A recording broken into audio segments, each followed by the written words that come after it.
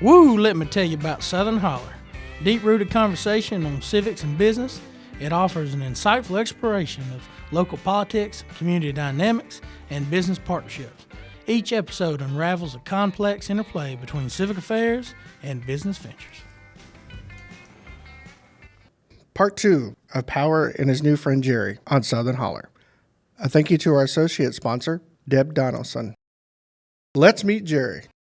The worst thing I have ever had was COVID. Right. But I'd never had to go in the hospital a lot. Right. I had been in the hospital one time, and that was because, I think in the 4th grade, I had gotten food poisoning. Now, my mom doesn't claims that it wasn't food poisoning, but I am pretty sure it was food poisoning. They said it was food poisoning, but whatever. Anyways, it could be back to that colon thing. It could be, it could be back all the way back then. But anyways, so in my family, unfortunately, as family history runs, my grandfather, Big Steve, he, at 55 years old, right, he got diagnosed with colon cancer. When they were going for the surgery, at that point, the cancer had spread, unfortunately. They had tried to do surgery on him, and when that happened, they nicked his colon. Right. And in the process, he went septic. Mm-hmm. He passed away shortly after that. And so that was at 55. And then my mom, when she was 35, I'll never forget, I was in the 3rd grade, she struggled with diverticulitis. Right. She had gotten her first attack. To clarify, and this is what they said to me in the hospital, and they've said to my mother too when she had it, is diverticulitis normally hits 65 and older. Sure. That is where they normally sit. But for us lucky few, we get it younger. You guys are all overachievers. We like to show up and show out, as they right. say. She had her first attack with diverticulitis and that sent her to the hospital. And through that, they did a colonoscopy and found that she had colon cancer. Fortunately, they had caught it early enough that they sent us to UAB Birmingham. Birmingham, they were able to cut out part of her colon that had it, but they cut the cancer out. And Good. she's had polyps like everybody else, but she has not had to deal with cancer since that situation, and we're very grateful for that. But anyways, so you see the pattern that I'm 25 years old, which means if I have a child at 15 years old, they're going to have to get checked. but at 25, it was quite funny. We were in the hospital. I was stubborn, so... No. By the way, if you know us, I'm close friends with you and your family. Super. You guys are pretty heady strong. And I don't want my mother and my grandmother to say, yeah, he was real stubborn, but I'm gonna tell y'all, they are just as stubborn. They want to know where I get it from. I get it from Ann McLaughlin Power and Caroline Power Evans. You use the real names. I will fight it to the core. My stubbornness was given. I'm afflicted because of them of stubbornness. I had started hurting. So I went in on a Friday, I think it was July 19th, and the day before the Thursday, I'd driven to a meeting in Athens for lunch, and as I got out of the truck, it hit me. And I didn't think anything of it. I thought, I've got some badly trapped gas. Now, I don't know what that looks like, but something has happened. It's maybe a side effect of, I'm one of those people that does take the shot for weight loss. And so I thought, maybe it's just something like that. And I'm just, it'll go away. Because I had a pain like that back in May and didn't think it went over in a day. I wasn't worried about it. It was hurting though. So I went and I went through that day, and then the next day I woke up and it hadn't gotten any better. I was to the point, unfortunately, I was walking kind of odd. I was bent over. I was looking all kinds of rough. I'm sure people are like, what was wrong with him? Finally, after about 5 o'clock, I was threatened about having to go to the hospital, and so I begrudgingly, but now probably best, that I decided to go. Yeah. And we were there, and they had gone through, family history. Mom said, well, I've dealt with diverticulitis. Well, the guy that was helping us, I don't know what he was, but he said, it's very rare for young people to have to deal with diverticulitis. It usually happens in older folks, We'll just look at it, we'll see. About 45 minutes later, after I'd gotten a nice little picture taken of my colon, I want to get it framed. They had taken... Wait. Here's another part of your sense of humor. Didn't you name your colon? No, I've named my perforation. Your perforation, I'm sorry. Yeah, his name's Jerry. Jerry's my little hole. Yeah. My little diseased colon.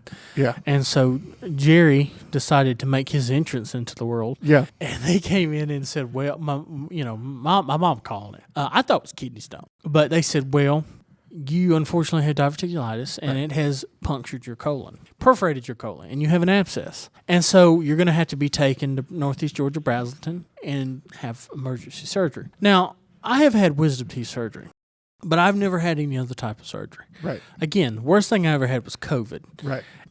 That was a very interesting moment because you tend to black out a little bit. A little bit. And you tend to start also thinking, oh, great. What? You lose hearing from it. You get that list like you have tendonitis in your ear. You do this little bit. Little ringing comes about, and you're like, maybe did I hear that right? Yeah. So I had a little bit of a freak out. They gave me some interesting pain medication that calmed me, which I'm grateful for. I apparently still was talking, and I do that when I get nervous. I talk a lot when I get nervous, but the nurses were very nice, and they were very good to me at Northeast Georgia. It's funny how that's all shaped up. Luckily, I didn't have to have emergency surgery. Which to our local hospital. And so where did you start? Which hospital? I started at Northeast Georgia Winder and Barrow, and let me say this very, very clearly and calmly. I will go up against anybody that talks badly about our hospital. They were phenomenal. Yeah. They took care of me. Right. They treated me very well. And they have come a long way. Yeah. It used to have a reputation, and I think now we're seeing a reputation that's going more in a positive manner. Yeah. And thank John Niedenbach, who is the administrator of the hospital. He's done a fantastic job as a hospital administrator. Yeah. And for Barrow County, we're very lucky to have him. Very lucky to have him in a hospital that's back on track. Yeah. Because that's one thing that a lot of places don't, is good access to health care. Right. A lot of places say South Georgia, your closest true medical hospitals would be Valdosta or Macon or Columbus. So you went from Winder, Barrow County, and then where did you end up at? Northeast Georgia Brazelton. I was taken there in their most luxurious vehicle that they had, which was the Northeast Georgia ambulance. Now, I don't remember the ride because of the pain medication that they gave me. In that moment when you hear that you have to have surgery, when you've never had surgery before, and something as serious like, if we don't start treating you now, you'll go septic, and, you start to, again, you lose all your hearing, and you kind of get a little sick, and lose a little of your color. I don't remember the ride, but I'm sure it was very nice. A little bumpy, I'm sure. I did joke with them. I work funeral home, and so usually when I go to these hospitals, I come in the back way.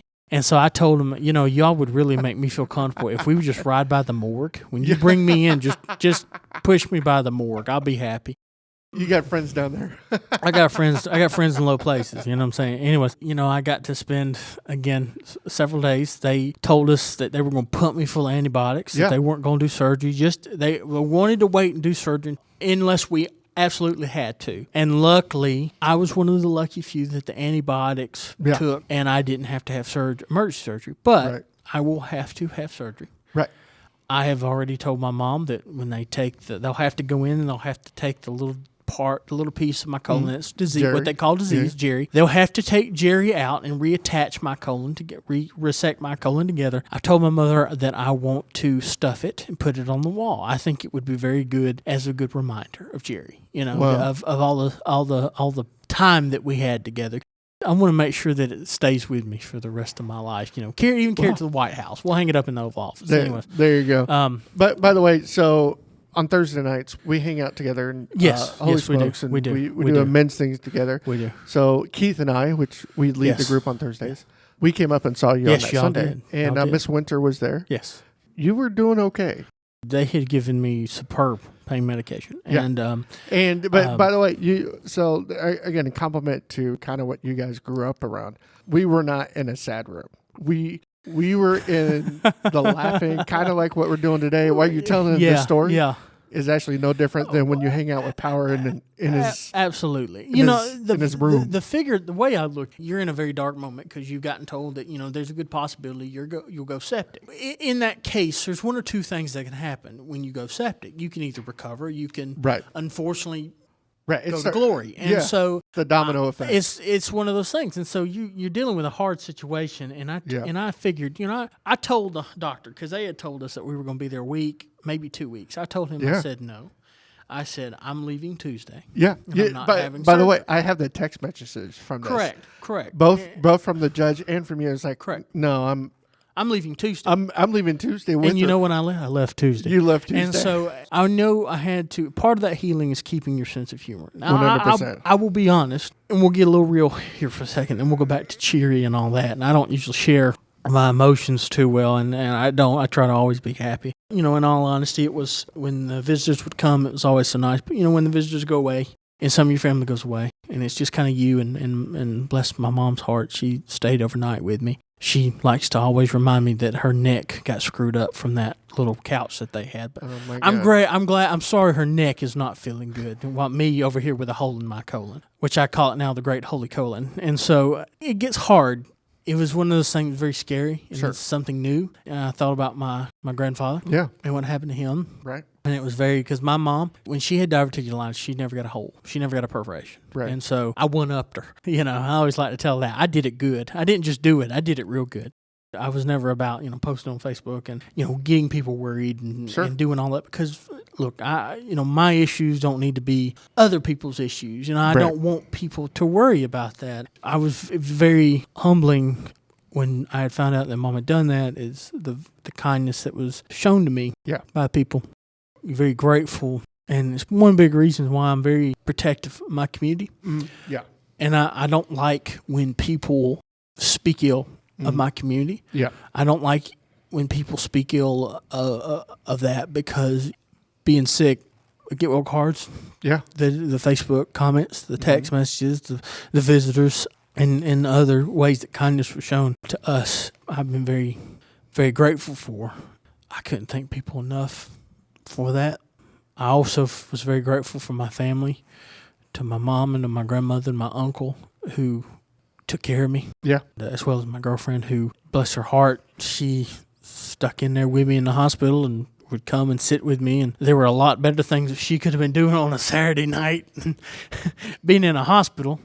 And I was grateful for her.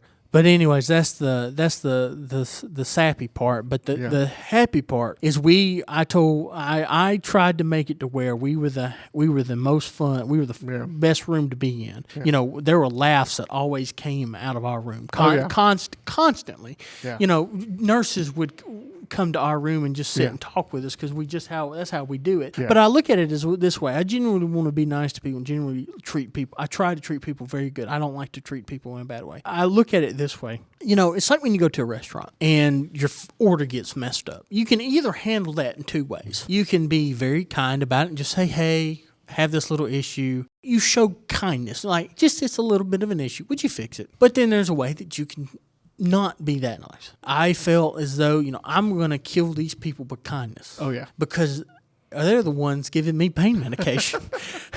And so I want to make sure that I don't have any pain. Right. So I joke, but they were good. That's been going on, and that's been interesting, and we'll see what the next weeks and months hold when I have to have surgery, and Jerry gets to make his appearance outside of my body. So that was a lot to share.